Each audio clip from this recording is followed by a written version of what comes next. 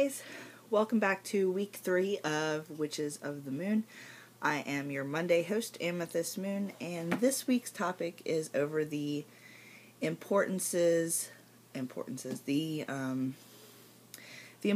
of using correspondences in your path, whether it be magically or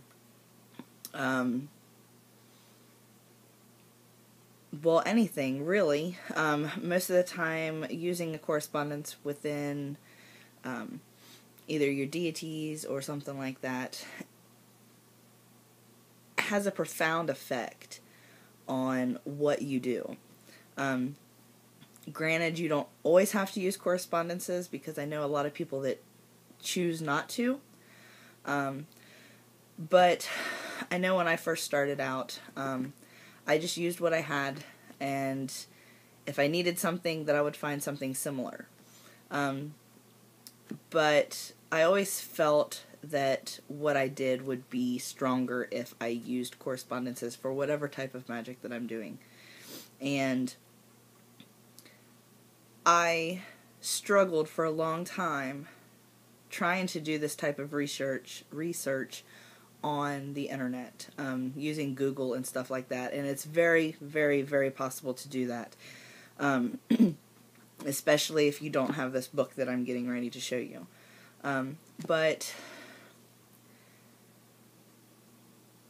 everything that you go to try to do, whether you're working with your deity, whether you're working with a certain intention, or even as far as runes and burning an incense on that in particular day will help with your magical work. And I believe all of this. And like I said before, I had struggled over the years trying to do this research on Google and just the internet in general, because there are so many variations that people use. However, I found a book, and this book's only been out maybe about a year, and I have done a full review on this book on my regular channel. I'll link that in the description bar.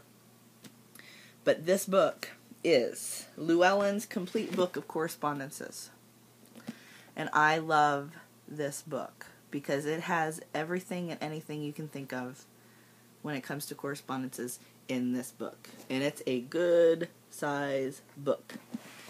And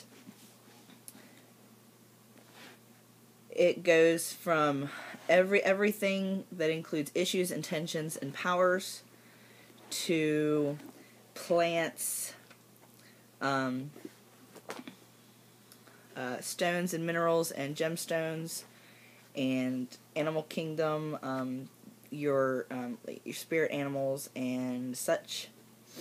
And then it goes into your deities, and it has every deity that you can think of. They're not all in here. Not all the deities are in here, but 90% are. They also do your zodiac signs. They have a specific area for trees and flowers, and it is packed full of information, and it's a cross-reference book too, so you can pretty much look up anything that you would need and find it very, very easily. For instance, I went ahead and I turned to my deity, which is Isis. And I'll just read some of the things that it says in here for Isis. Now, Isis is one of the larger and well-known deities. So there's quite a bit of information here in for her. There are a few that aren't so, there isn't so much information on. But for Isis, per se, it tells you that she's the goddess of earth, protector of the dead, patron of loving wives and mothers, and she's also Egyptian. It gives you the zodiac signs that she is most connected to: Aquarius, Cancer, Libra, Sagittarius, Scorpio, Taurus, and Virgo. Her element is water. The herbs that represent her the best is heather, iris, rose, and vervain. It has celebrations, which the birthday of Isis, Ostara, and Yule. The trees that best represent her miscellaneous plants. Her representation for reptile, animal, birds, insects. Her mythical creature, and a whole slew of issues, intentions, and powers. And I'll show you. This is how it's set up in the book. Like that. This is page 2. There's another small one on the other page, but this is the best that I can show you. And they're all set up like this. See how this one's all Isis, but then this one is Juno. So it's a little bit smaller. And then this one's, see, that's how they're all set up. And those are just for the deities.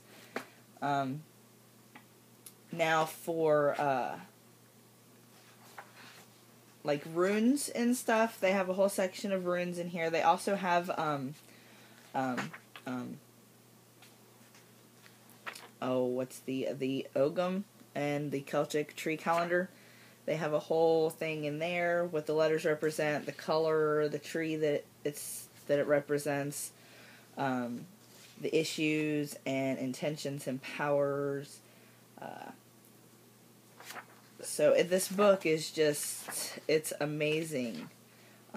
If you want to get into more basic stuff, all the representations or all the correspondences for fire. This one is for earth. So this is a really, really, really good reference book for if you like to use correspondences in your magic. I know a lot of people don't, but and like I had said earlier in the video, I had not really used correspondences all that much when I first started out. I just kind of did what felt good, but then the more I got into it, then obviously the more I realized that if I put these correspondences with what I'm trying to do, and I correspond them with, the incense that I burn or the oil that I use, or certain intentions that I want to try to do, and it just seems to work a lot better. They're not so much stronger for me per se, because the intent that I put into it is the same regardless of whether I use specific items or not. Excuse me. Unless I use specific items or not, but it can just kind of give the spell or the magic that you do a little oomph, I guess. So, if you have any questions, feel free to leave me a message. And until next week, guys, blessed be.